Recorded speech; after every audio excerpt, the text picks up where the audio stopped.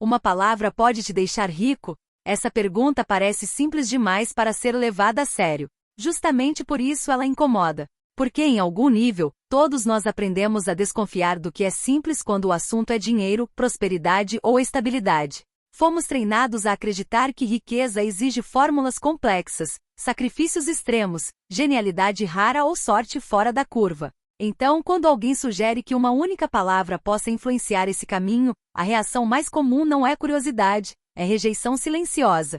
E talvez seja aí que a conversa realmente comece. Ao longo da vida adulta, a maioria das pessoas desenvolve uma relação tensa com o dinheiro. Não apenas prática, mas emocional, psicológica e até identitária. O dinheiro deixa de ser um meio e passa a funcionar como um espelho. Reflete medo, sensação de insuficiência, comparação, culpa, pressa, controle. Poucos percebem que essa relação não é construída apenas por números, mas por linguagem. Pelas palavras que repetimos mentalmente quando pensamos em trabalho, contas, escolhas, sucesso ou fracasso. A forma como nomeamos a realidade molda a forma como nos movemos dentro dela. Existe um detalhe pouco discutido: o cérebro adulto não opera apenas por lógica. Ele opera por repetição, associação e foco. Aquilo que recebe atenção constante se torna relevante. Aquilo que se torna relevante começa a influenciar decisões. E decisões, acumuladas ao longo do tempo, constroem trajetórias.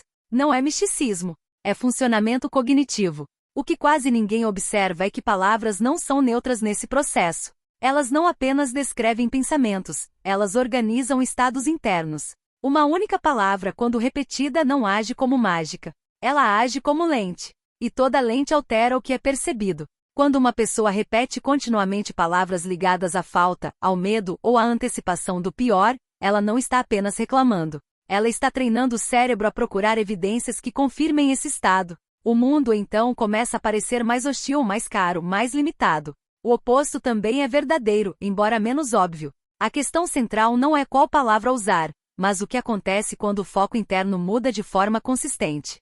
Riqueza, antes de ser um resultado financeiro, é um estado de orientação. Pessoas prósperas, no sentido mais profundo, não vivem apenas acumulando. Elas percebem mais oportunidades, se relacionam de forma diferente com risco, têm mais clareza emocional para decidir, erram sem colapsar. Nada disso surge do nada. Surge de um terreno interno específico cultivado ao longo do tempo. Quando alguém passa a repetir uma palavra associada à apreciação, por exemplo, algo curioso acontece. O cérebro, inicialmente entediado, começa a buscar justificativas para sustentar aquela repetição. Por que estou dizendo isso? E ao buscar respostas, ele passa a acessar memórias, situações e recursos que antes estavam fora do campo de atenção. O que muda não é o mundo externo de imediato, mas o mapa interno usado para interpretá-lo. Esse deslocamento é sutil, porém profundo. Com o tempo, a percepção de valor se amplia. Valor no que já existe, no que já funciona, no que já foi conquistado. Isso não elimina problemas financeiros, mas altera a forma como eles são enfrentados. Em vez de paralisia ou ansiedade constante, surge uma postura mais estratégica, mais criativa, mais aberta. Pessoas nesse estado tendem a se comunicar melhor, negociar melhor, perceber chances que antes passariam despercebidas. Não porque o universo decidiu recompensá-las, mas porque a mente delas está operando com menos ruído. A riqueza, nesse contexto, deixa de ser apenas acumulação de dinheiro e passa a ser fluidez. Capacidade de gerar, receber, manter e circular recursos sem autossabotagem constante. Muitos bloqueios financeiros não estão ligados à falta de capacidade, mas a estados internos crônicos de tensão.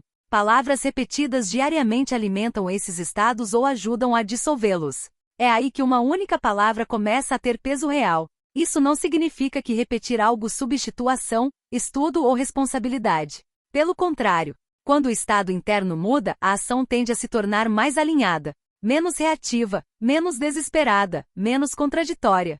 Pessoas que vivem em constante sensação de escassez tomam decisões apressadas ou excessivamente conservadoras. Pessoas que cultivam um estado interno mais estável conseguem esperar, avaliar e escolher com mais precisão. Ao longo dos anos, essa diferença pesa. Existe também um aspecto relacional pouco comentado. A forma como alguém fala consigo mesmo transborda para a forma como fala com os outros. Linguagem interna molda linguagem externa. E linguagem externa influencia oportunidades, parcerias, confiança mútua. Uma palavra repetida internamente pode alterar o tom da voz, a postura corporal, a forma de ouvir. Esses sinais são captados, ainda que inconscientemente por quem está do outro lado. Relações profissionais e financeiras são profundamente sensíveis a esse tipo de comunicação sutil. Talvez o ponto mais desconfortável dessa reflexão seja admitir que riqueza não começa fora. Ela começa no tipo de atenção que sustentamos diariamente. No tipo de narrativa interna que alimentamos enquanto trabalhamos, negociamos, falhamos ou recomeçamos. Uma única palavra não cria dinheiro do nada, mas pode criar o estado mental que permite reconhecê-lo, gerá-lo e não afastá-lo quando aparece.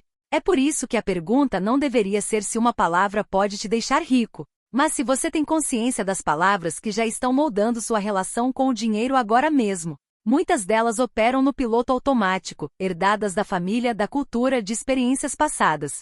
Questioná-las é desconfortável. Substituí-las exige constância, mas ignorá-las tem um custo silencioso, acumulado ao longo dos anos. No fim, talvez a riqueza mais subestimada seja essa, a capacidade de escolher conscientemente o estado interno a partir do qual se vive e se decide. Poucas pessoas fazem isso. A maioria reage.